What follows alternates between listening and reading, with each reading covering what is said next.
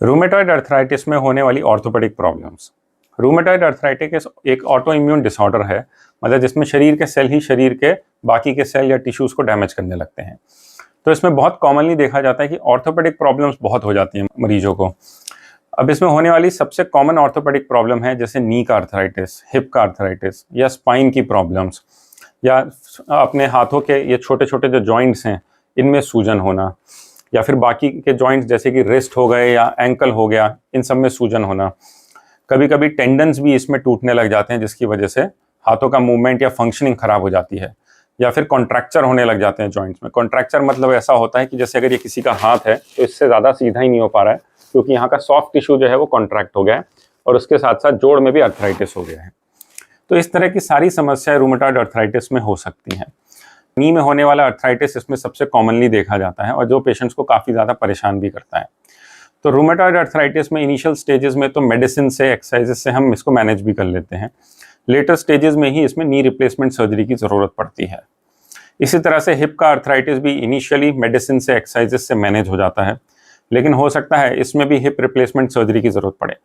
अगर हम स्पाइन की बात करते हैं तो इसमें बहुत स्पेसिफिक तरह की प्रॉब्लम्स रूमेटॉइड में देखी जाती हैं, जैसे कि गर्दन और सर के भाग में बीच में इस पार्ट में होने वाले लिगामेंट लैक्सिटी की वजह से प्रॉब्लम्स, जिनको हम अटलांटो एक्सियल इंस्टेबिलिटी या डिसलोकेशन भी कह सकते हैं, या एक बेसिलर इन्वेजिनेशन नाम की चीज़ होती है जिसमें कि बोन का ही एक पार्ट नर्व को दबाने लगता है इस जगह पे स्पाइन में।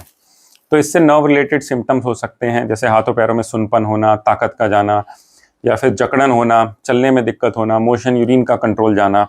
तो इस तरह की दिक्कतें स्पाइन रिलेटेड डिसऑर्डर्स में हो जाती हैं। जो दूसरी कॉमनली देखी जाने वाली प्रॉब्लम्स हैं वो ये है कि जैसे सुबह जब हम सो के उठते हैं तो हाथों की उंगलियां जो हैं वो अकड़ी होती हैं या सूजी हुई होती हैं, या रिस्ट सूजा हुआ होता है। इसको हम मॉर्निंग स्टिफनेस कहते हैं।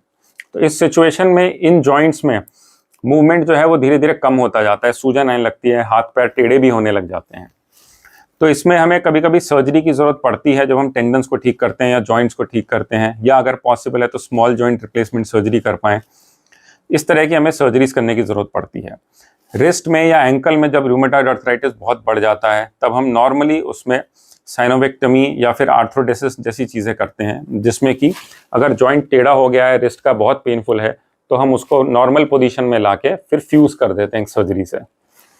ये सारी surgeries, tendon transfers, tendon repairs या रिप्लेसमेंट सर्जरीज तभी की जाती हैं जब पेशेंट को इसकी बहुत ज़रूरत हो। नहीं तो ज़्यादातर केसेस में तो हम मेडिसिन कंटिन्यू रखते हैं, फिजियोथेरेपी कराते हैं और उसी से पेशेंट्स एक नॉर्मल लाइफ लीड कर पाते हैं। एक्सट्रीम केसेस में अगर जॉइंट्स में स्वेलिंग है, पेन है, जो किसी भी चीज़ से ठीक नहीं हो रहा है, तभी हम सर्जरी की उसमें हिदायत देते हैं। तो अगर आपको रूमेटॉइड अर्थराइटिस है और ऑर्थोपेडिक प्रॉब्लम्स बहुत परेशान कर रही हैं, पहले तो अपने एक रूमेटोलॉजिस्ट से मिलें, मेडिकल ट्रीटमेंट पूरी तरह से ट्राई करें।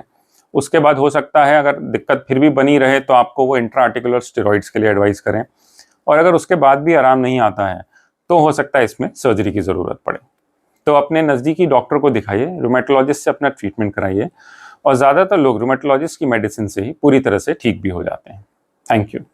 अगर आपको हमारा ये वीडियो पसंद आया तो हमारे चैनल को सब्सक्राइब करना ना भूलें और ज़्यादा से ज़्यादा शेयर करें।